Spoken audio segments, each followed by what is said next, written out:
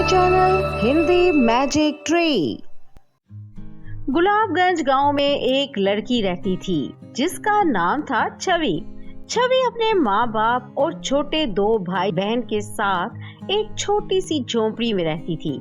उसका रंग गहरा सांवला था और उसके चेहरे पर कुछ बालों के निशान थे। गांव की लड़कियां उसका मजाक उड़ाती थीं और औरतें उसे मनहूस समझकर उससे दूर रहती थीं।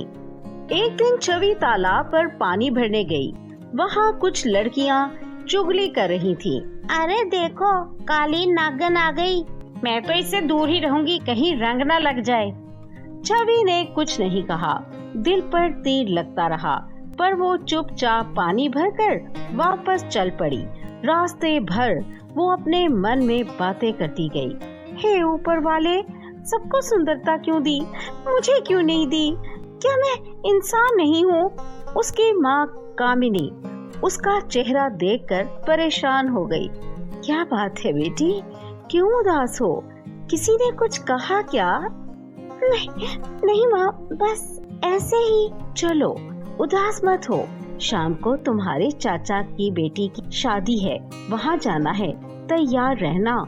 माँ, मैं नहीं जाऊंगी। आप और छोटे भाई बहन चले जाओ। मैं नहीं चाहती लोग आपका भी मेरी वजह से मजाक उड़ाएं। कामिनी ने उसकी बात सुनकर उसका हाथ पकड़ा। बेटी, लोग क्या कहेंगे इस वजह से माँ अपनी बेटी के साथ ना जाए?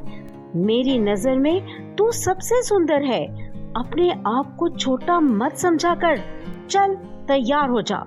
शाम को जब छवि और उसकी माँ शादी में गई तो कुछ लोग फिर से उसका मजाक उड़ाने लगे, लेकिन माँ ने उसका हाथ मजबूती से पकड़े रखा। वापस आने के बाद कामिनी ने अपने पति सुरेश से कहा, अब छवि की उम्र शादी की हो गई है, हर कोई पूछने लगा है, अब और नहीं टाल सकते। तुम ठीक कहती हो, लेकिन याद है ना, पिछली बार लड़के वालों ने सिर्फ एक झलक देकर रिश्ता तोड़ दिया था। पर मेरी बेटी में कोई कमी नहीं है, एक दिन जरूर कोई अच्छा रिश्ता आएगा। और वैसे ही कुछ दिनों के बाद एक रिश्ता आया अर्जुन नाम के एक लड़के का। अर्जुन एक पढ़ा लिखा और समझदार नौजवान था। जब अर्जुन ने छवि से मुलाकात की, उसको छवि का नेचर बहुत पसंद आया। उसने तुरंत शादी के लिए हाँ कर दी। शादी के बाद छवि अपने ससुराल आ गई। उसकी सास सुमित्रा उसे अपनी बेटी जैसा प्यार देती और अर्जुन भी उसे बहुत इज्जत और मोहब्बत से पेश आता। एक दिन सुमित्रा ने कहा, छवि, कुछ गांव की औरतें तुमसे मिलने आ रही हैं, तैयार हो जाओ जल्दी से। माँ जी, अगर उन्हें मैं पसंद ना आई तो? अरे, मैं उनके लिए नहीं, तेरे लिए चिंता करती हूँ। जल्दी जा, तैयार हो जा। थोड़ी देर बाद गांव की कुछ औरतें आई। सुमित्रा, ये तेरी बहू है? क्या अंधी हो गई थी शादी से पहले? मैं अंधी नहीं थी, समझदार थी। मेरे बेटे ने एक अच्छी लड़की से शादी की है, जो उसने चाहा। तुम लोगों को पसंद आए या ना आए, मुझे मेरी बहू पर गर्व है। वो औरतें मुंह बनाकर वहां से निकल गईं, लेकिन छवि के मन में दर्द तो था ही। वही दर्द छुप छुप के उसका दिल छोटा करता था। एक दिन सुमित्रा कहीं बाहर जा रही थी। बेटी, थोड़ा बाहर घूम कर आती हूँ, पैर सूज रहे हैं, तू घर देख लेना। जी माँ जी, आप फिक्र मत करिए। सुमित्रा के जाते ही छवि घर के काम में लग गई।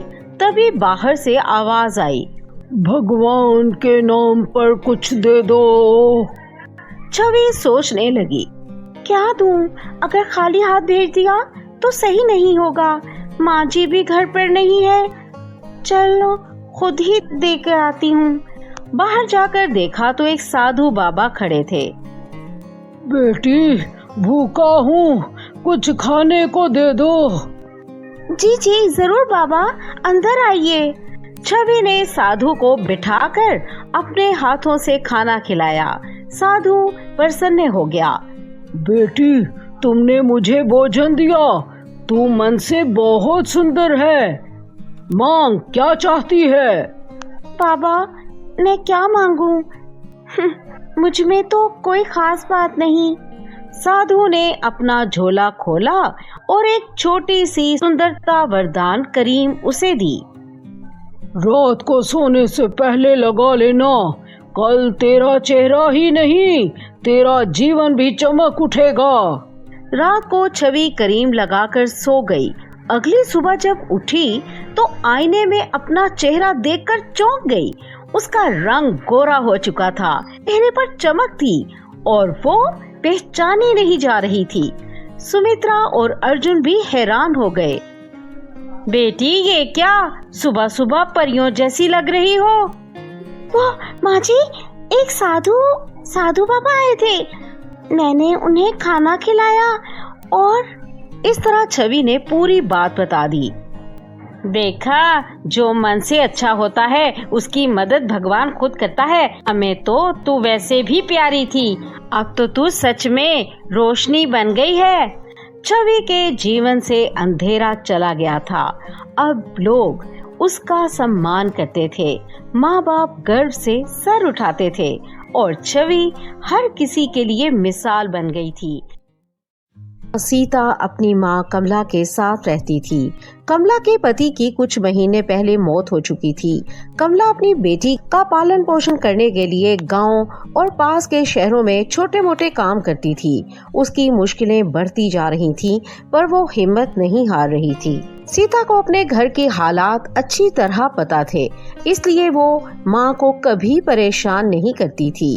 जिस मकान में वो दोनों रहती थीं, वो किराए पर था। कमला के लिए रोज रोज के काम से ज्यादा पैसे कमा पाना मुश्किल था। एक दिन किराया ना देने पर मालिक मकान ने गुस्से में कहा, कमला, तुम्हारा पति अब नहीं है, मैं तुम दोनों पर रहम करके किराया थोड़ा धीरे ले रहा हूँ।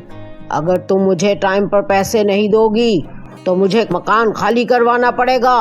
सर, थोड़ा वक्त दे दीजिए, मैं जल्द ही पैसे चुका दूंगी।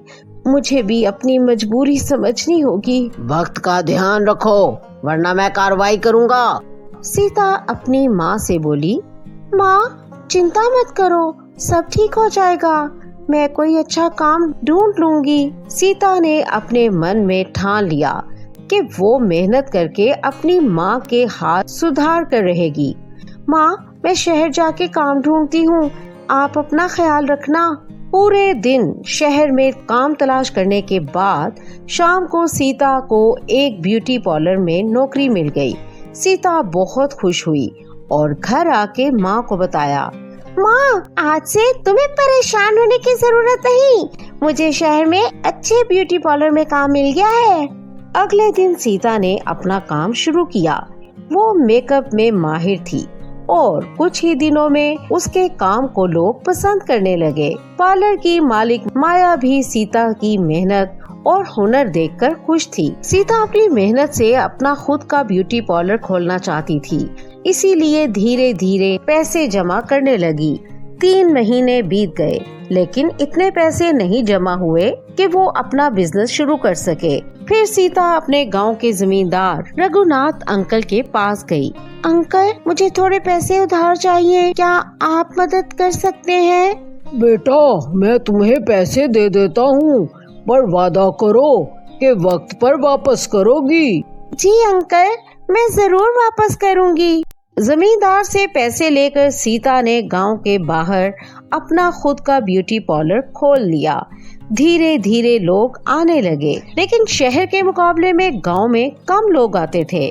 इस हाल में मैं अंकल के पैसे कभी नहीं चुका पाऊंगी और माँ के लिए भी अपना घर चाहिए, ये सब कब तक चलेगा? एक दिन जब घर में लकड़ी खत्म हो गई, कमला ने सीता से कहा, बेटा, थोड़ी लकड़ी ले आओ जंगल से, वरना खाना बनाने में मुश्किल होगी। सीता जंगल गई लकड़ी लेने। जंगल में उसने एक जख्मी शेर देखा जो दर्द में करा रहा था। सीता ने उसकी मदद करने के लिए जड़ी बूटियां लगाईं। कुछ देर बाद वो शेर एक खूबसूरत परी में बदल गया। सीता, तुम्हारी दरिया दिली देख के मैं तुम्हारी मदद करना चाहती हूँ। ये जादू की लिपस्टिक लो, जो भी तुम चाहो इस लिपस्टिक से मिल जाएगा। तुम जरूरतमंदों की मदद कर सकती हो। सीता बहुत खुश हुई और घर जाकर माँ को सब बताया। कमला भी खुशी से झूम उठी। सीता ने लिपस्टिक से अपने हर ग्राहक का मेकअप इतना अच्छा किया कि सब लोग खुश हो गए। एक दिन एक लड़की ने सीता से कहा, सीता दीदी, ये लिपस्टिक तो कमाल की है, तुम्हारा मेकअप तो एकदम अलग लग रहा है। उस दिन से सीता का काम और भी अच्छा चलने लगा। एक दिन लिपस्टिक की मदद से सीता ने अपने लिए एक सुंदर घर मंगवा लिया। जब घर आया तो वो देखकर सीता बहुत खुश हुई। फिर एक गरीब लड़का उसके पास रोटी मांगने आया। सीता ने उसे खाना दिया। लड़का बोला, मैं दूर से आया हूँ, क्या आप मुझे एक दिन के लिए अपने घर में रहने दोगी? बिल्कुल, तुम यहाँ आराम से रह सकते हो। सीता ने उस लड़के के लिए कमरा तैयार किया। अगले दिन लड़का सीता से बोला, मैं एक राजकुमार हूँ और दूसरों की मदद करना पसंद करता हूँ, क्या तुम मुझसे शादी करोगी? सीता ने अपनी माँ से बात की और माँ ने शादी के लिए हाँ कर दी। दोनों की धूमधाम से शादी हुई और सीता अपनी जिंदगी में बहुत खुश रहने लगी। उसकी मेहनत, ईमानदारी और परी की मदद ने उसका जीवन बदल दिया था। Don't forget, like, subscribe our channel.